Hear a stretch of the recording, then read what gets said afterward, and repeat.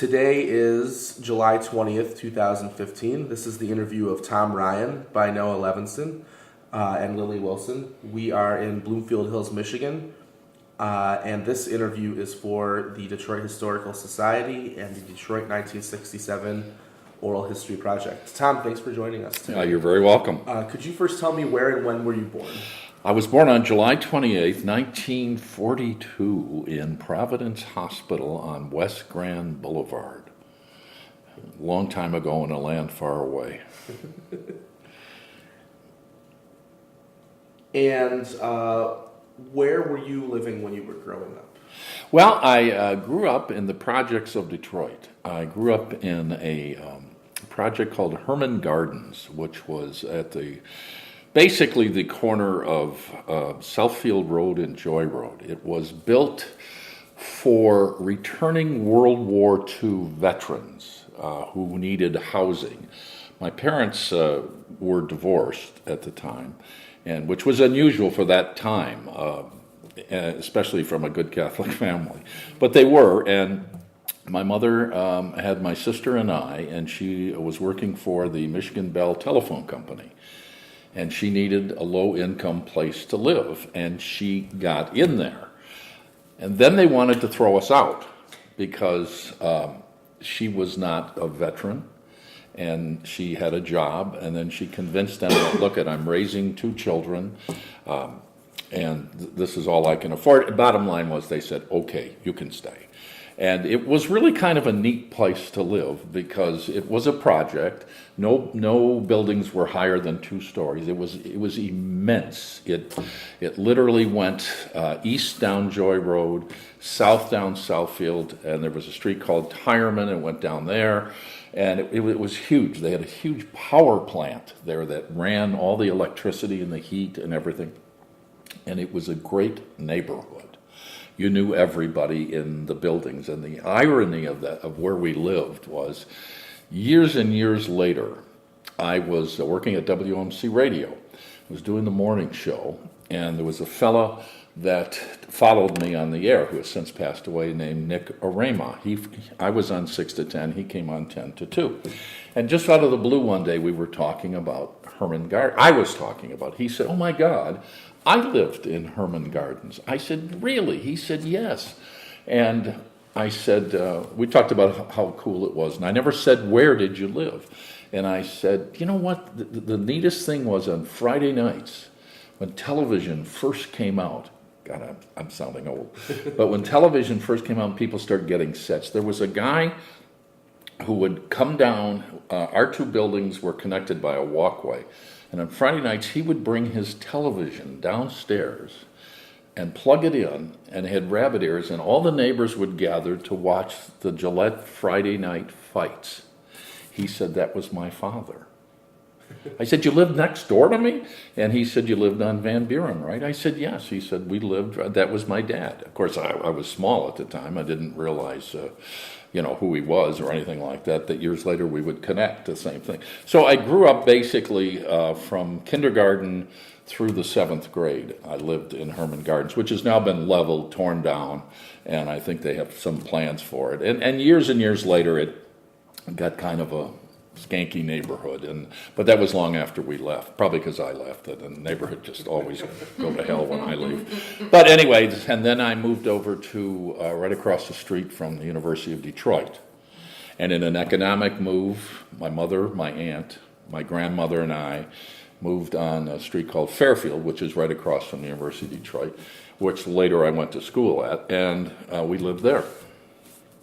And then I got married, and the rest is lovely history. Could you tell me a little bit more about the makeup of the people that were living in the project? I know you said it was lower socioeconomic level. Yes, it was ages of people, families, races. A lot of families, very white at that time. Okay. Extremely, because it was all World War II veterans coming back, raising their families there. It was a lot of kids, tremendous amount of kids, which made it a lot of fun because I'm talking about kindergarten through the 7th grade. So we had a lot of wonderful friendships and met a lot of wonderful kids, and it was a great neighborhood for children. we all played together. We all went to school together. So it really was a cool neighborhood, I thought, anyway. And at what point did you first move out of the city limits of Detroit and into either Bloomfield Hills or other suburbs? I didn't move out of Detroit till I got married. When we left Fairfield by U of D, we moved over to Grand River, and again with my mother and my aunt, but that was just me. My sister had left. She was 10 years old and still is 10 years older than myself, and she had joined the Foreign Service of the United States. So she left, and so my grandmother had passed away. So it was my aunt, my mother, and myself, and we moved over to northwest Detroit off of Grand River in Winthrop. We stayed there a few years. I met my wife, and in '72 we got married, and then we moved. My wife and I bought a little condo in Southfield, stayed there about a year. She had a very successful job. She worked originally as a buyer for Hudson's, and then she went on up to Lord & Taylor, and then she became the head buyer for Lord & Taylor and Ann Taylor, and then she eventually worked 13 years for Disney. She was the vice president of all merchandising for Disney. We commuted back and forth from Detroit to Orlando. She would work in Orlando, and I would work here on the radio. And in the wintertime, I would spend more weekends going to Florida. Hello, I'm not an idiot. And in the summertime, she would come home here for weekends because it was brutally hot there. So we did that for 13 years, and the radio station and Disney cooperated and allowed me every year to do 3 weeks of my show from the Disney radio studios, not even saying I was there. So it could be snowing here, and I'd be sitting in a studio in Disney watching the afternoon parade go by in 80-degree weather and saying, "Oh my God, the snow is terrible today," and I'm looking out. So it was a little bit of a commuter marriage, but we made it work. And then after she retired from Disney, and we came back here, we lived on a place in Bloomfield Township, West Bloomfield, for 28 years on Pine Lake. And then the house just got too big. I mean, we have no children, so it was just a huge home. But we loved it, and we could afford it when we were on a lake, and we thought this was wonderful. And then eventually we said, you know what, I think we need something where everything's on one floor. And we moved into this house 4 years ago. And she completely gutted this place, and all that you see around you is her work. Yeah, she's an amazing decorator. I always said you should do this for a living. Yeah, there was a wall right here, mostly a wall and a little door here, and she gutted the whole kitchen, and she always tells everybody this kitchen is built around that television, because I said I have to have a TV in the kitchen, and so when she told the builder, she says, "I don't know how you're going to do it, but a TV has to go up there so my husband can watch television." So anyway, so that's my kind of life story in a nutshell as to geography. Could you tell me a little bit more about the neighborhood on Grand River in Northwest Detroit? Yeah, it was. These were my days after college, so I was working at the radio station, and I didn't. It really wasn't. We knew hardly any of our neighbors because I was never home. I was young. I mean, I was my mother, my aunt were home, but I didn't hang around the neighborhood. There was a great bar down the street though called Dooley's Bar, which was my bar, and played softball for him, and then I was there all the time. And if you wanted to find me, you could find me there. But could you tell me about how you got your start in your radio career?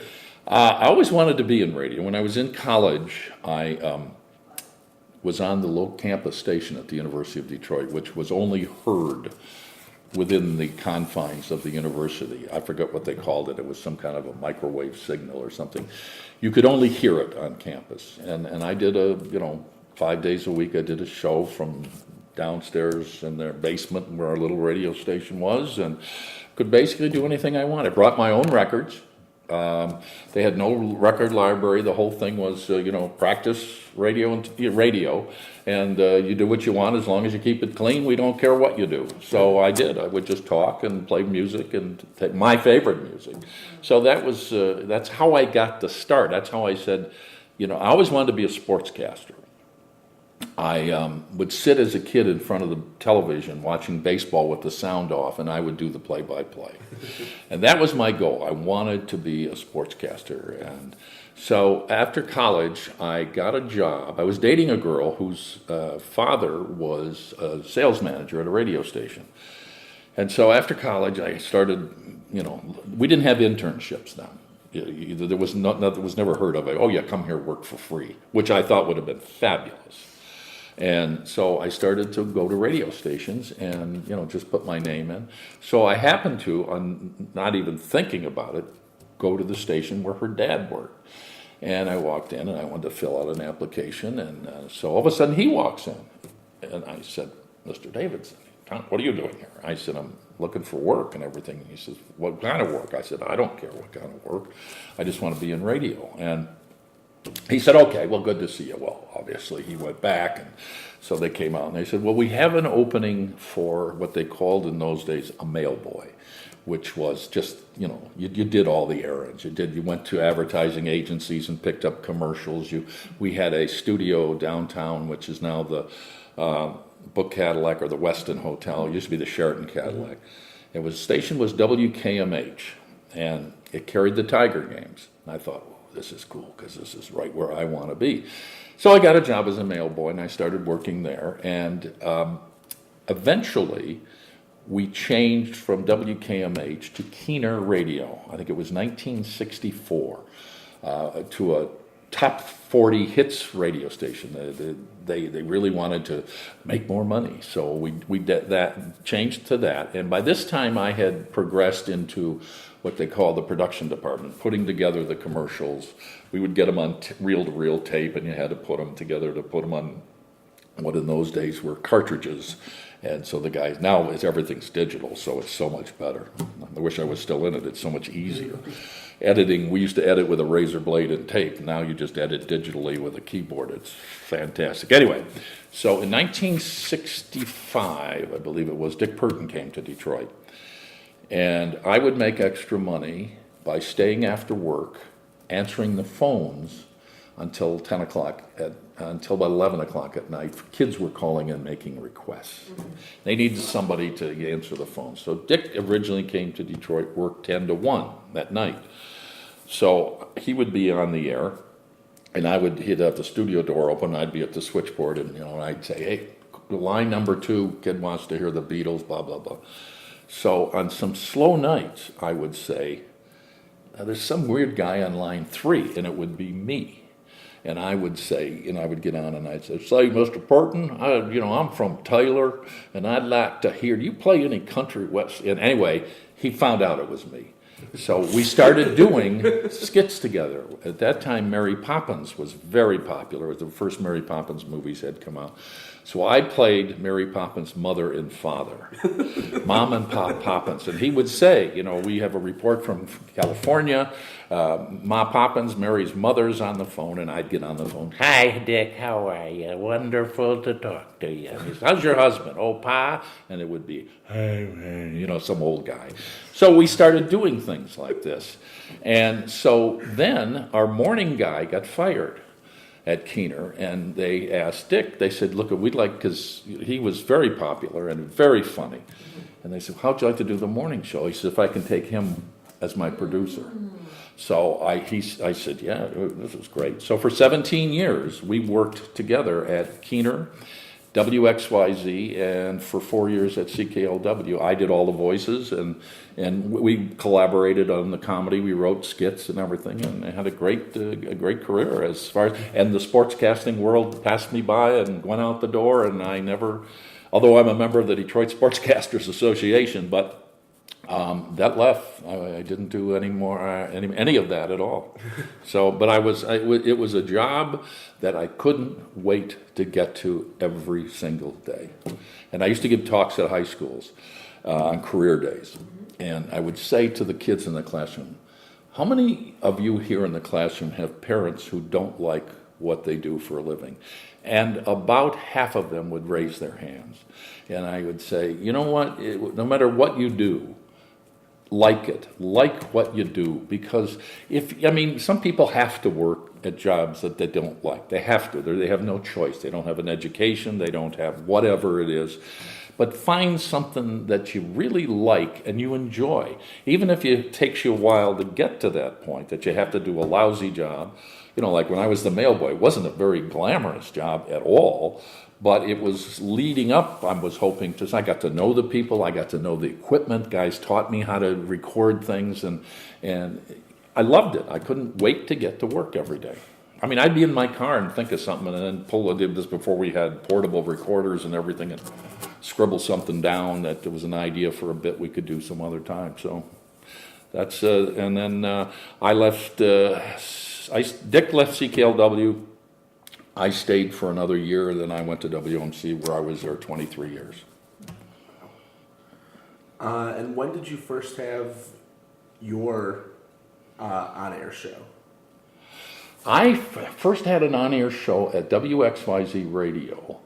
I was producing Dick's show, and they needed a guy on Sunday nights to do midnight to 6. Just one night a week. And I jumped at the chance. They said, hey, you want to do this? I said, yeah, oh gosh, yes. And the first time I was, I'll tell you this story. The first time I was ever on the air by myself was in 1966. I think the Beatles came here. And our afternoon guy was a guy named Bob Green, and he was in Chicago for the Beatles concert, flying back to Detroit with the Beatles because he was doing a documentary, and the plane was delayed. So he was to be on the air, but he was delayed. And so I said to somebody, I had to call my boss, and I said, you know, we had a tape going. They had this big reel-to-reel tapes of people, of Bob doing his first part of his show, and I just ran the tape. He had all the music on it. I just sat there and pressed the button. The tape ran. Each reel was an hour long. He had 3 hours worth, and I just sat there. And then all of a sudden, I'm going, we're getting down. It's an hour. He's only have an hour left. It's called my boss, and I said, I haven't heard from Bob or anything. And he called me back, and he said, their plane's been delayed. I said, well, what do you want me? I mean, what am I supposed to do? Go on the air. He said, he's only going to be a half hour late by the time they arrive at Metro. Just go on the air and play music. Okay, all right, So I did, and I did some of the characters, that we were doing on the Burton show.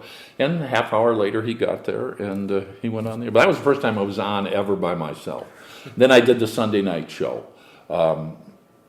Once a week, I would do a Sunday night, just, playing music and stuff like that. What kind of records would you play? Well, we were in the 60s, 70s by that time. And, it was rock. The Beatles, the Beach Boys, stuff like that. Mm-hmm. Really true music, not the crap they play today. What's your favorite part about working on air?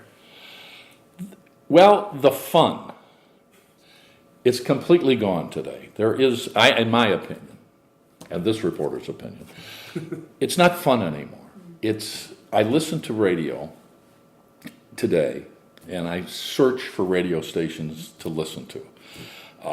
And I understand my humor and what young people today, their humor is completely different than mine. And that's fine, because mine was different than my parents' humor was different when I grew up. But it is a dying industry in respects to most young people. If you ask a young person today, and I don't know what your answer would be, and you say, what's your favorite radio station? A lot of them will say, I don't listen to radio. Mm-hmm. Why not? Because you got to listen to the whole song. Well, what's wrong with that? Well, I don't want to listen to that. What if I don't like it? I said, well, where do you get your music? They bring out either their phone or a tablet or an iPod, and they say, oh, I have all my music on here. I said, okay. And what happened? So he must take you to, oh, no. He said, I'll listen to a minute of my favorite tune and then go to another one and listen to a minute of that. I get tired of it and go into another one. And not everybody's like that, but I will say 80% of the young people I talk to will say, oh, yeah, I don't listen to radio. And I said, why? What would make you listen to? Well, I occasionally listen to this person. And I said, why do you listen to them? Because they're funny and they talk. Mm-hmm.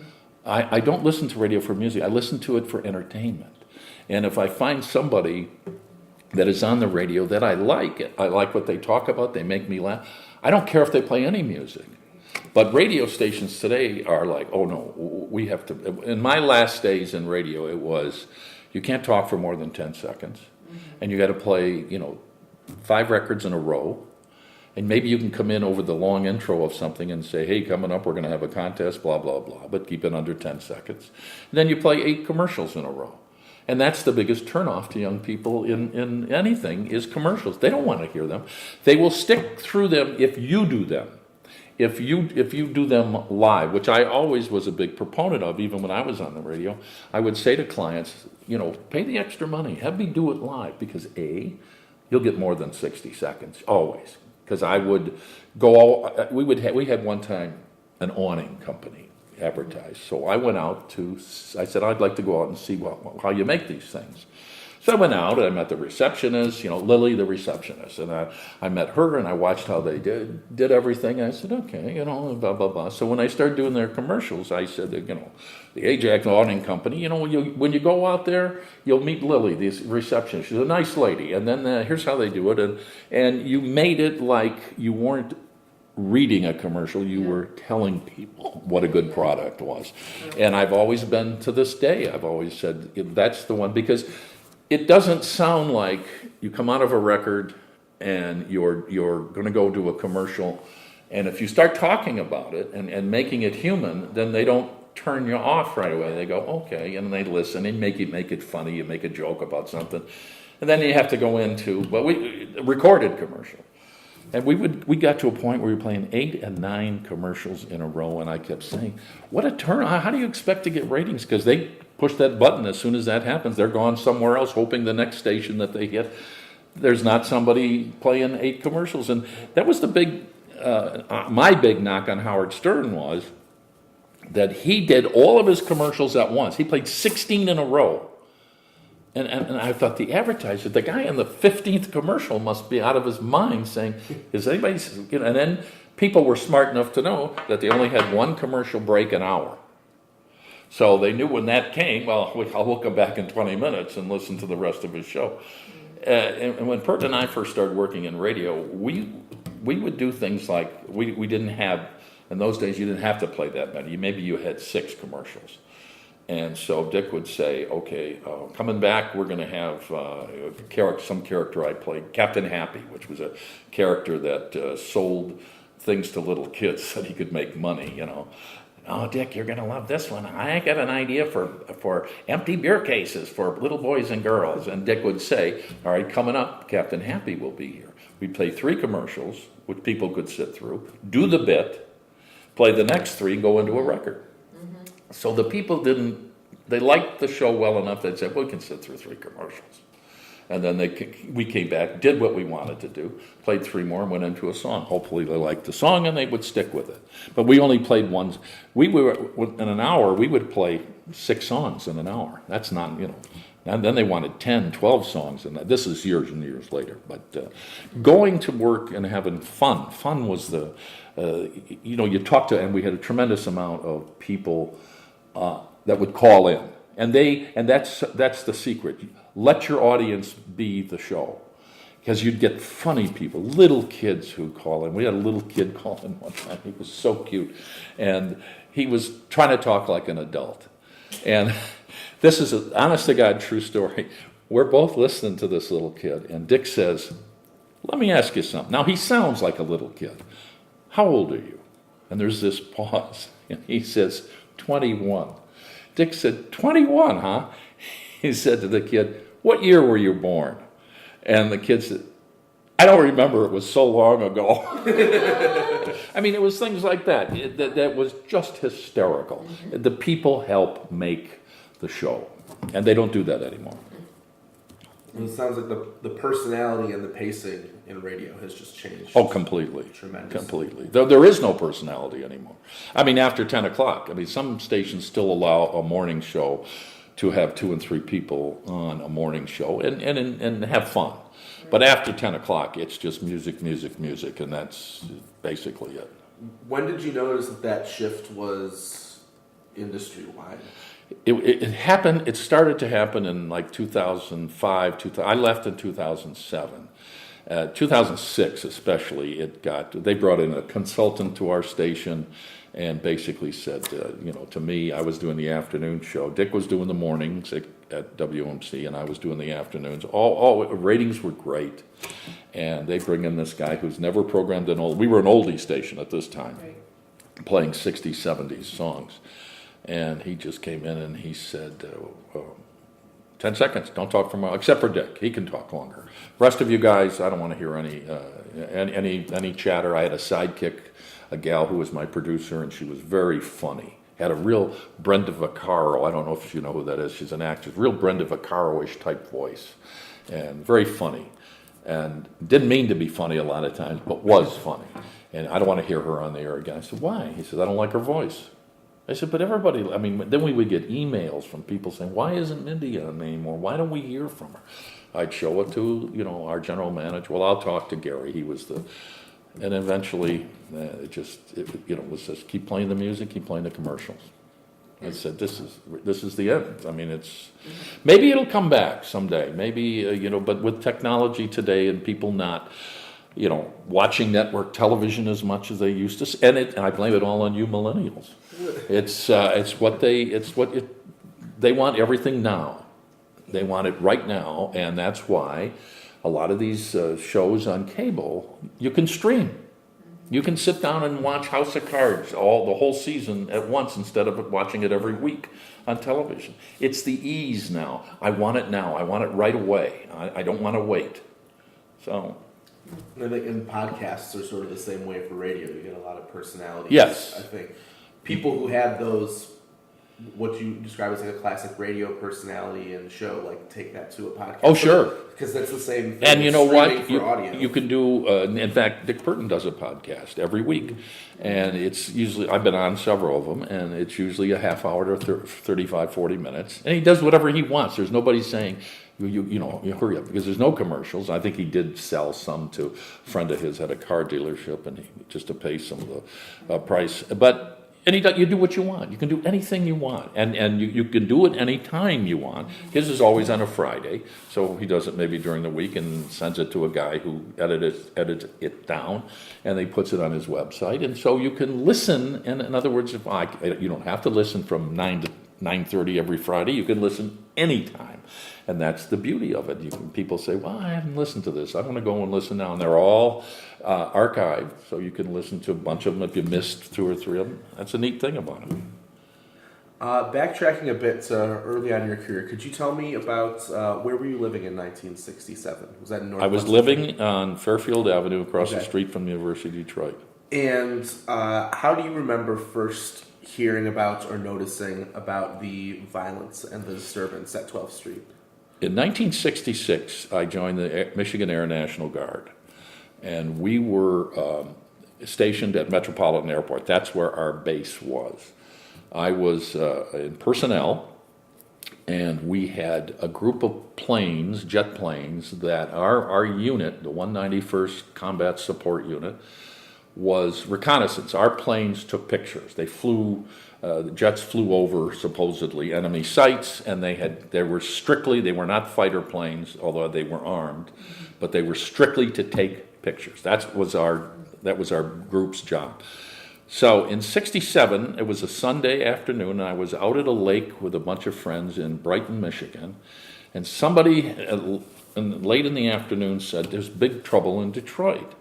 And what's going on? And I said, well, I don't know, but there's fires and everything. And the Tigers were playing home that day, as a matter of fact. And I understood from Ernie Harwell, who I became a friend with, that they were told not to mention anything on the broadcast. And you could see this from Tiger Stadium. You could see the smoke and everything.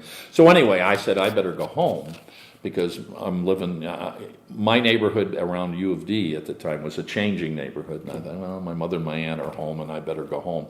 So I drove home, and I got off the Lodge Freeway at Livernois, and there was a place called the Star Furniture Company on fire. And I drove past, and I got home, and I said, what do you guys, my parents, my mother and my aunt, what's going on? And they said, well, I guess there's big trouble in downtown and everything. I said, well, it's over on Livernois. Then the phone rang, and it was the National Guard saying, you need to get your fatigue uniform, and you got to get back. You got to get to the base, and we're going to go through some brief training. So I said, I got to go. I got to get. I'm being activated. So anyway, they said we'll be all right. We have enough neighbors that know. So I went out and we did this thing at the base on how to rule crowds. We were all given a rifle, and they showed us how to make a V and keep the crowds, if anything. So then we came home, and then the next night got another call and said, all right, you're officially activated. You will show up at the base, be here at 11 o'clock in the morning. You're going to work from noon to midnight. You'll work 12-hour shifts. We're going to deploy you downtown Detroit. So I'm saying, I'm in personnel. I'm at a typewriter. And so we get to the base, and they had all these DSR at the time. Now it's DOT, I think, the bus system, or SMART. Right. But at the time, it was called the Department of Streets and Railways, DSR buses. They were all at our base, and we're all in uniform and everything. So I get down there, and we're all what they call mustered up. Everybody's lined up according to your department and everything, and we're explained. You're all going to be put on buses. You're all going to be given an M1 carbine with no bullets. And so I said, no bullets? Do you guys know how to handle a rioting crowd? We don't need anybody shooting people. I said, it's another guy, what do you mean by shooting us? What are we going to do? Go bang? And so they load us on these buses, and I happen to get on the bus, and I'm sitting right behind the driver's area. In those days, buses had two seats that faced across, and every other one, the rest were, you look towards the front, if you catch my drift. So an officer gets on, and he puts down this box full of magazines. Now, magazines are what you store bullets in. They're long cylindrical things that you shove into your gun, and you can keep firing until all the bullets. That's what you call a magazine. He puts all these magazines down, and we're driving downtown, and he's telling us what to do, and blah, blah, blah, blah. And here's what's going on. He wanders away. I look down, and I reach down, and I grab a magazine, put it in my pocket, thinking, I'm not going to be standing down here with nothing. And so I suppose this is against the law, but anyway, this is 50 years ago. Let them come and get me. Anyway, so we go downtown, and they station our group in front of a place, which it may still be there, called Hot Sam's. It was on Gratiot Avenue, and it was a discount clothier store. And we pulled 12-hour shifts, just standing there with guns over our shoulders, and people yelling at us. And every once in a while, you'd see a truck of real Army guys go by. Who had loaded guns and everything, and they'd wave and all this other stuff. And we were just a show of force. They said, that's the reason you're here, is a show of force, that we have enough people that, can make it look like we mean business. So that went on for 3 or 4 days. And I'd come home, be off 12, on 12, off 12, on 12. And nothing ever happened. We never had a problem where we were. No shots were ever fired. Of course, we couldn't, but except the man with the bullets. And so that was it. And basically, when it was over with, they said, "Okay, you guys are done. Turn in your rifles."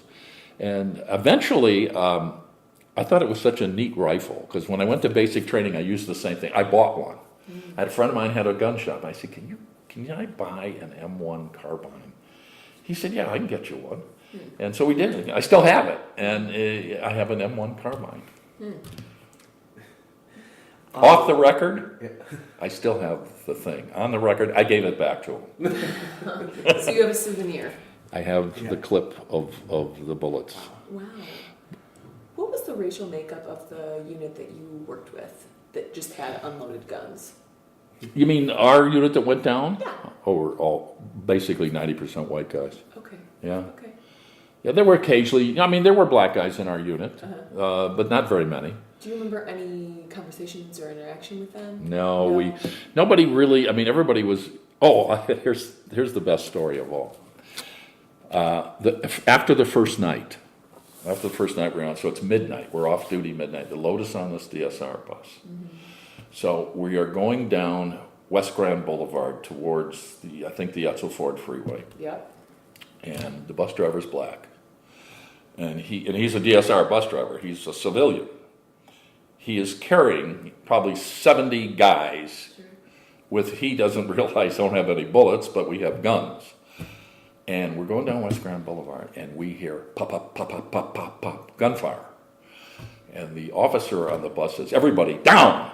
So we all go off our seats and lie on the ground, except this poor guy driving the bus. And he hits the gas, and we must be going 80 miles an hour down West Grand Boulevard. Wow. He's driving this bus like crazy.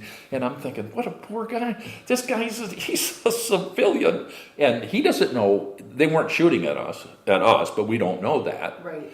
And he has no idea of that, and he's thinking, what am I doing here? I've got all these soldiers in the back, and I'm the only one sitting up driving the bus. And finally we got onto the freeway, and then the officer, all right, everybody back up, we're out of danger. And I'm thinking, what a poor guy. Yeah. You know? Yeah. Wow. Yeah. It was an amazing time. I grew up here all my life. I never saw anything like it when I watched the news things. And a friend of mine who Bill may have had, Tom Delisle, which I don't know, and he was a reporter that he's got great stories about what happened and what it was like being down there. He was young like myself at that time too. So what did you see when your unit was? Nothing. We didn't have any. We were lucky. We didn't, and other than people driving by cars yelling at us, "Go!" You know, all this other stuff. We didn't see any violence or anything. And I'm sure that they knew where they put us. We weren't going to be. I mean, if you were down in some of the real ghetto areas where the fires were and the shootings were, they weren't going to put us there because we had no training for that sort of thing. Mm-hmm. I mean, the guys who knew what they were doing were down there. Mm-hmm. Could you see those from the distance? No, because basically being right in the downtown area, nothing ever happened really down there. I mean, Hudson's was behind us, and nothing. I don't. Right. So the buildings blocked the views of the right. I mean, as well. Yeah. We were also called up. I'm sorry to interrupt. No. Called up for the Martin Luther King riots, which was a couple of years later. Yeah. What was that like? We were stationed at a Michigan Bell Telephone Company substation on Fort Street. It was an office building, but it also had a lot of equipment. And the theory was, were people going to try to take over utilities? And they put us in, and I remember they said to me, you're going to go up, there's a door to the roof up there. If you open this door, you go out on the roof of this 5-story building. I said, yeah. He said, the door is locked. You guard the door. So here I am. I'm, like, does somebody knock? What am I supposed to do? If just call downstairs and we'll, have somebody. But so I sat, for like 6 hours, and then I get an hour off, then come back for 6 hours watching the door. And that was only for a couple of days that blew over, so we didn't have too much trouble on that. So were you still working at the radio station? Yeah, you were still working radio. Yeah, well, obviously they had to give me the time off, and I didn't call in or anything and give, because the guy, my commanding officer said, let's not be talking about, because he knew I was on the radio. Let's not be talking about this on the radio. I said, okay. What instructions did they give you? For the radio? Yeah. Oh no, it was just Dick and I, and so I just said I can't do anything. I can't call you and tell you. He would just say Tom's, on his National Guard unit is being called up, and he's not here because he's on duty. So they would say. So Dick Burton would say that on TV. Oh sure. Oh yeah. Okay. Oh yeah. People wondered why. Why not? And at that time, we didn't try to be too funny.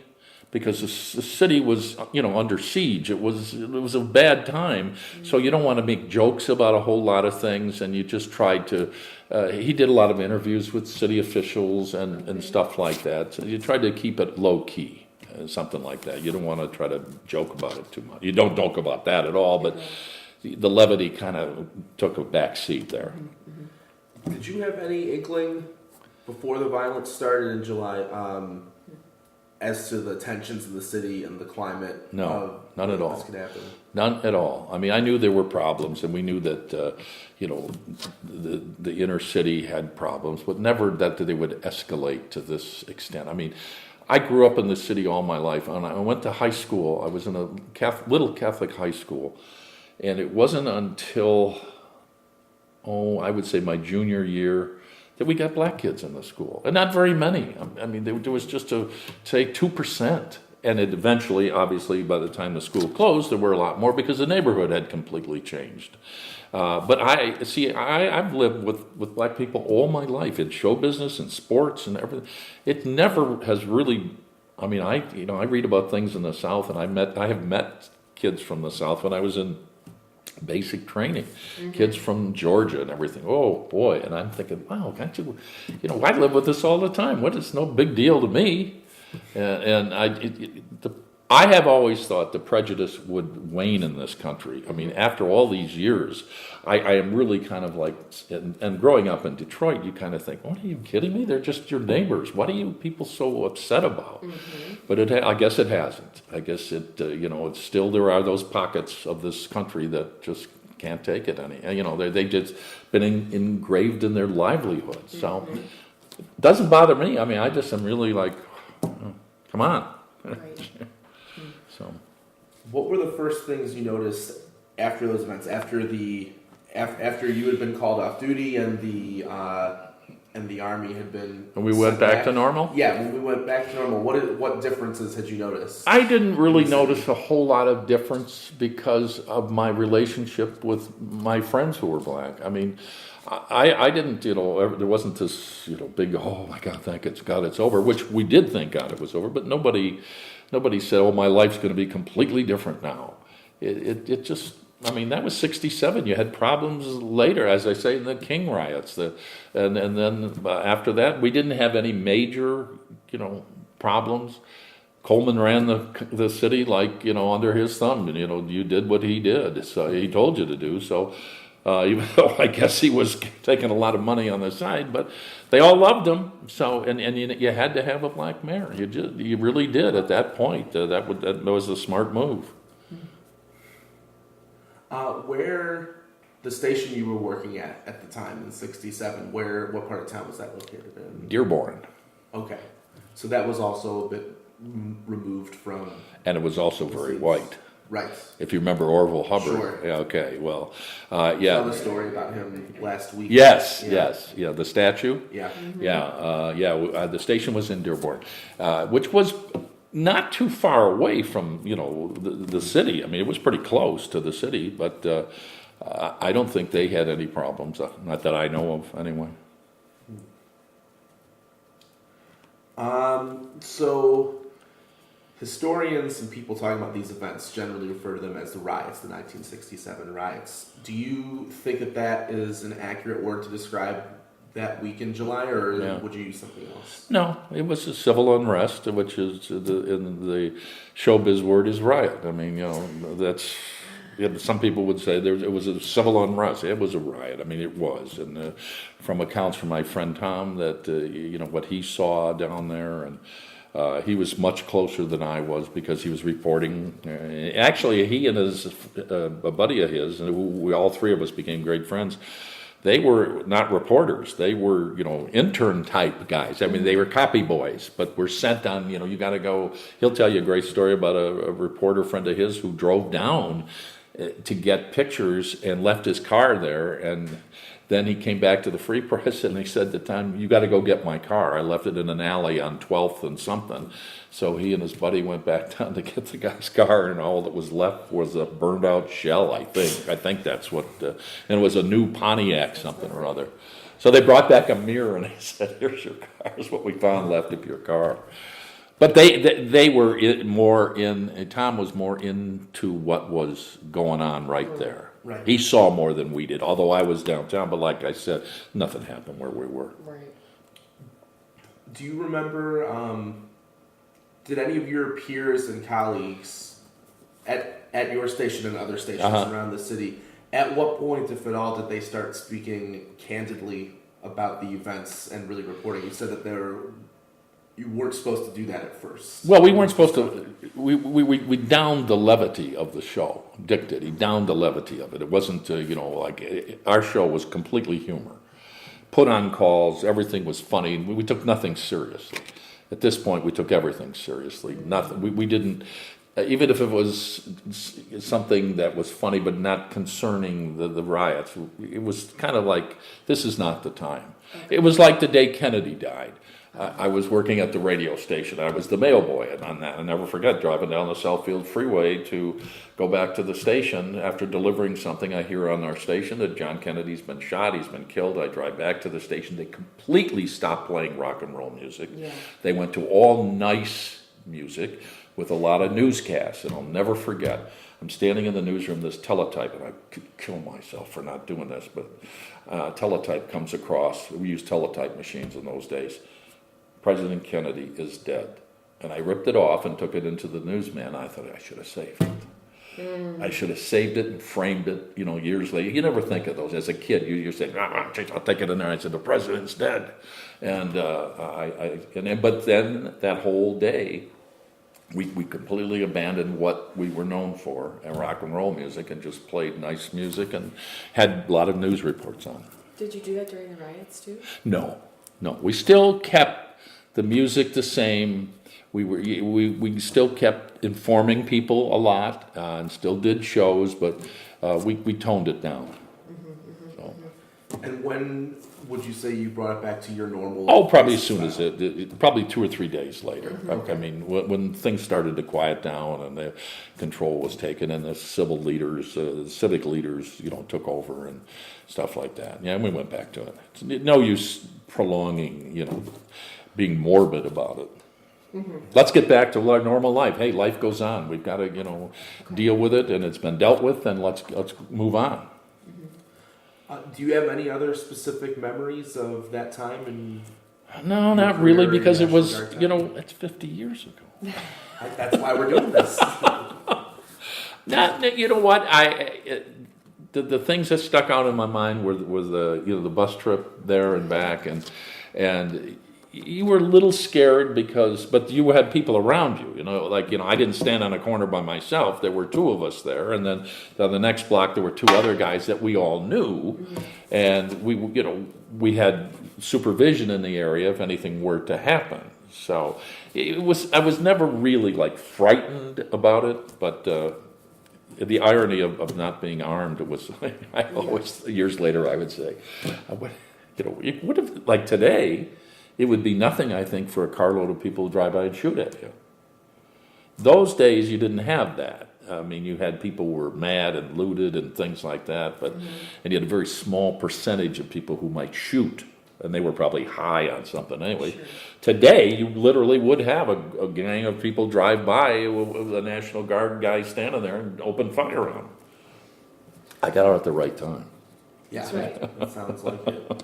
Well, thank you for sharing your Thank you. memories. I hope I helped with you. us I hope today. I helped you. Most definitely. Absolutely.